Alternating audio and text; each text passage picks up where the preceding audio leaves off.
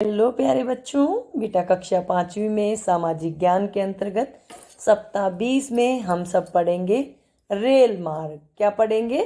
Rail मार्ग। देखिए बेटा, जो आपकी पाठ्य पुस्तक है हमारी दुनिया, ये उसका पाठ नंबर 14 है। ठीक है, और पेज नंबर 99 के बाद कितनी गिनती आती है? 100। तो इसके बाद 3 अंक शुरू हो जाते हैं, 3 अंक 100। तो 2 अंकों का आखिरी पेज आपका 99, उस पर आपका पाठ रेल मार्ग। तो आप पाठ को पाठ्य पुस्तक से पढ़ लेना। 2 पेज का बिल्कुल छोटा सा पाठ है, और अगर आप पढ़ोगे तो आपको पढ़ने में बहुत अच्छा लगेगा, बहुत जानकारियाँ मिलेंगी। यहाँ पे मैं केवल वर्कशीट को हल करवाऊंगी। ठीक है, आगे बढ़ने से पहले आप सभी से वही एक छोटी सी रिक्वेस्ट है, जो लोग मेरे चैनल पे नए हैं या आप लोग पहले से भी जुड़े हुए हैं और आपने अभी तक मेरे चैनल को सब्सक्राइब नहीं किया, तो प्लीज़ मेरे चैनल को सब्सक्राइब कर लेना बेटा। ठीक है, सभी बच्चे चैनल को सब्सक्राइब कर लेना। चलिए अब बात कर लेते हैं अपनी वर्कशीट की। भारत में पहली रेलगाड़ी कब चली? बताओ, पाठ पढ़ो और बताओ। पता चला? Very good.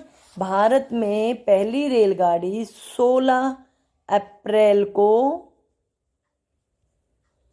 1853 को 400 यात्रियों को लेकर 14 डिब्बों वाली रेलगाड़ी बम्बई से ठाणे चली। मैं वैसे आपको बता दूं कि यहाँ पे हमारे से सिर्फ इतना पूछा है कि पहली रेलगाड़ी कब चली, तो 16 अप्रैल 1853 को चली। जितना पूछा उतना ही बताएंगे। ठीक है, आपकी जानकारी के लिए तो मैंने सारी बातें बता दी, लेकिन क्वेश्चन में आंसर उतना ही देना चाहिए जितना पूछा है कि कब चली थी। 16 अप्रैल 1853 को चली थी। रेलगाड़ी कितने प्रकार की होती है बेटा? ये एक इम्पोर्टेंट क्वेश्चन है। रेलगाड़ी आप लोग सोचते होगे एक ही तरह की तो होती है, नहीं बेटा, ऐसा नहीं होता। रेलगाड़ियाँ अलग अलग प्रकार की होती हैं, डीजल वाली, बिजली वाली, भाप के इंजन वाली, है ना। और बेटा अगर हम ऐसे करें, देखो, रेलगाड़ी को अलग अलग प्रकार से बताना चाहे तो यात्री रेलगाड़ी जो यात्रियों को लेके जाती है, माल रेलगाड़ी जो सामान को लेके जाती है, और अगर दूसरे तरीके से बात करें, मेट्रो रेलगाड़ी जो ज़मीन के नीचे से चलती है, ज़मीन के ऊपर पुल पे से चलती है ना। तो रेलगाड़ियाँ कई प्रकार की होती हैं, यात्री रेलगाड़ी, माल रेलगाड़ी, मेट्रो रेलगाड़ी। ठीक है, ठीक है बेटा जी। रेलगाड़ियाँ कई प्रकार की होती हैं, जैसे माल रेलगाड़ी, मेट्रो रेलगाड़ी, यात्री रेलगाड़ी, मोनो रेलगाड़ी। मोनो रेलगाड़ी जो है वो भारत के मुंबई महानगर में खंभों के ऊपर बनी पटरी पर चलती है। ठीक है, और ऐसी ही अब दिल्ली में भी चलने की, मतलब चलाने की तैयारी हो रही है कि दिल्ली में भी चलाएंगे। मोनो और मेट्रो में फ़र्क ये है कि मोनो और भी तेज चलती है, ये ऊपर ऊपर चलती है, नीचे से नहीं जाती। ठीक है, एक शब्द में उत्तर देना है, पूरा नहीं लिखना, एक शब्द में उत्तर देना है। भाप के इंजन का आविष्कार किसने किया था? George Stephens. ये एक क्वेश्चन के आंसर है ना बेटा, इनको साथ में कर लेते हैं। ठीक है, जॉर्ज स्टीफंस ने किया था। अगला है पहला भारतीय रेल मार्ग। मैंने आपको जब हमने ये वाला क्वेश्चन किया था तब बताया था, रेल मार्ग मतलब पहली रेल कहाँ से कहाँ चली थी? बम्बई से ठाणे चली थी।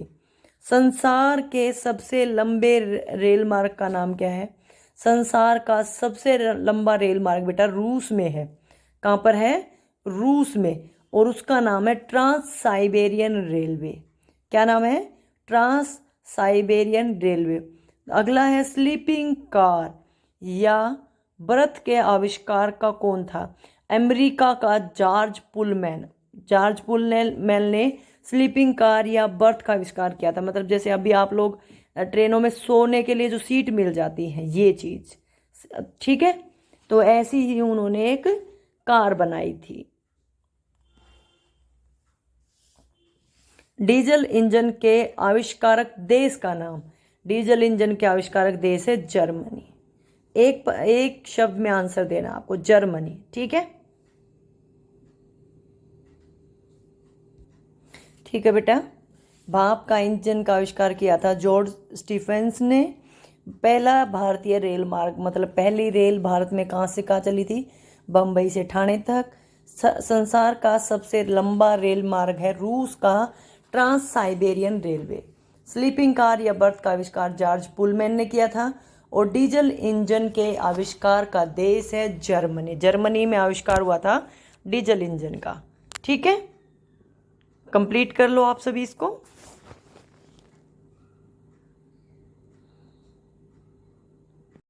अगला क्वेश्चन है, खालिस्तान भरो।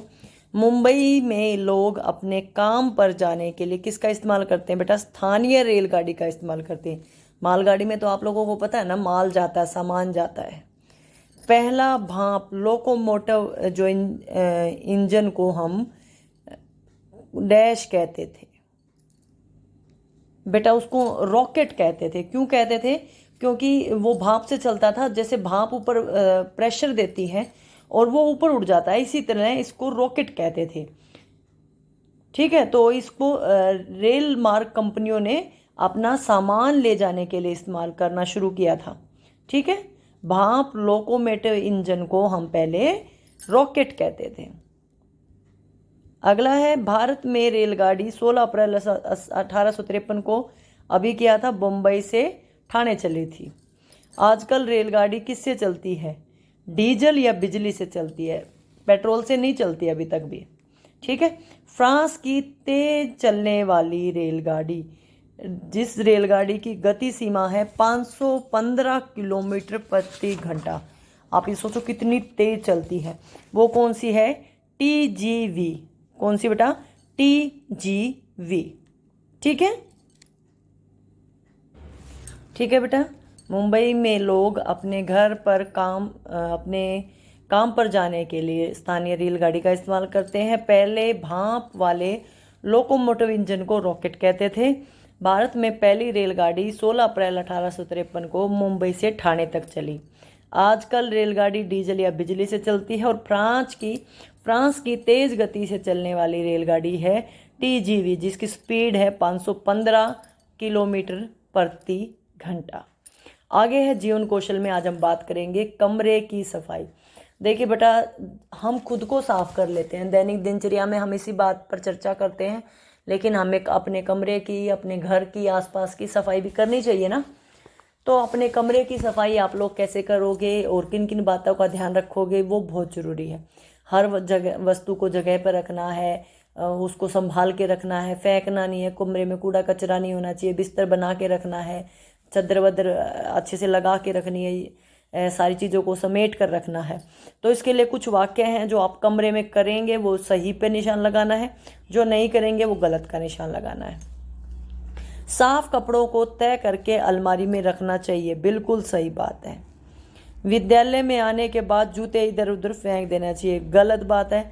जब आप स्कूल से घर जाओ तो अपने जूतों को भी संभाल के रखना है, कहीं इधर उधर नहीं फेंकना है। कूड़े को कूड़ेदान में डालना चाहिए, बिल्कुल सही बात है। फर्श पर पानी गिर जाए तो फैले रहने देना चाहिए, गलत बात है। फर्श पे पानी गिर जाए तो कपड़ा लेके, पोछा लेके उसको साफ कर देना चाहिए। खाना खाने के बाद जूठे बर्तन वहीं पर छोड़ देने चाहिए, गलत बात है। कोई हमें प्यार से खाना खिलाता है तो हमें उसकी भी इज्जत करनी चाहिए। खाना खाने के बाद हमेशा अपने बर्तन जहाँ पे धोए जाते हैं वहाँ रख देने चाहिए। विद्यालय से आने के बाद मैले कपड़े एक जगह रख देने चाहिए, बिल्कुल सही बात है। आप जब भी स्कूल से घर जाएं या घर से स्कूल जाएं तो जो भी कपड़े आपने पहन रखे हैं, मैले हो गए हैं, उनको एक जगह रख देना चाहिए, ताकि अगले दिन मम्मी को ढूंढते समय परेशानी ना हो। किताबों को सेल्फ में सही तरीके से रखना चाहिए, बिल्कुल सही बात है। विद्यालय आने के बाद बस्ता सही जगह पर रखना चाहिए, बिल्कुल सही बात है। हमें अपनी किताबें, बैग, कपड़े, जूते सब उनकी ठीक जगह पे रखना चाहिए। ये नहीं कि एक जूता कहीं गिरा है, दूसरा कहीं गिरा है, मैंने आते ही बैग बिस्तर पे फेंक दिया है, कॉपी कहीं गिरी है, ऐसे नहीं होना चाहिए। आपको हर चीज़ उसकी सही जगह बना, अगर नहीं है ना तो आप बना लो कि मुझे आते ही बैग यहाँ रखना है, अपने कपड़े यहाँ रखने हैं, अपनी चीज़ें यहाँ रखनी है। कोई बाहर से आएगा ना, आपका कमरा बहुत सुंदर लगेगा। मुझे पता है कि आप सभी लोग छोटे छोटे घरों में रहते हैं, एक कमरे के घर में रहते हैं, लेकिन उसको हम ठीक तो रख सकते हैं, साफ तो रख सकते हैं ना। ठीक है, इस बात का आप लोगों को ध्यान रखना है। ठीक है, संस्कारशाला, छोटी छोटी मगर बड़ी बातें। जब आप करते हैं तो आप केवल वही दोहरा रहते हैं जो आप पहले से जानते हैं, और जब आप कुछ सुनते हैं तो आप कुछ नया सीखते हैं। इसका मतलब ये है बेटा, अगर आप जीवन में बात करते रहते हैं, मतलब बोलते रहते हैं, तो जितनी जानकारी आपको वही तो बोलोगे, लेकिन आप सुनोगे ना, तब आपको नई नई चीज़ें पता चलेंगी। आपको एक अच्छा वक्ता, बोलने वाला होने की बजाय एक अच्छा श्रोता, सुनने वाला होना चाहिए, जो दूसरे की बातें सुने, उसकी भावनाओं को समझे। क्या पता वो कितनी इंपॉर्टेंट बातें हम लोगों को बता दे। ठीक है ना। क्या खाना पीना है? अपने आहार में अंकुरित अनाज, अंकुरित दालें, अंकुरित चने को शामिल करें, क्योंकि इनमें प्रोटीन की मात्रा काफ़ी होती है। गतिविधि में अपने परिवार के बड़ों की मदद से अंकुरित सलाद बनानी है। मैं आपको अंकुरित सलाद बनाना पहले ही सिखा चुकी हूँ, तो अगर आपको अंकुरित सलाद खानी है तो पहले अंकुरित अनाज कीजिए, चना, दाल वगैरह जो भी आपको अंकुरित करना है, और फिर उसकी चाट बना लीजिए या सलाद बना लीजिए। ठीक है। परिवार के साथ खेल में अंताक्षरी खेलनी है सभी बच्चे। अच्छा, ये मैं बताना चाहूँगी, अंताक्षरी केवल गानों की नहीं होती, शब्दों की, वाक्यों की, सब प्रकार की अंताक्षरी होती है। ठीक है।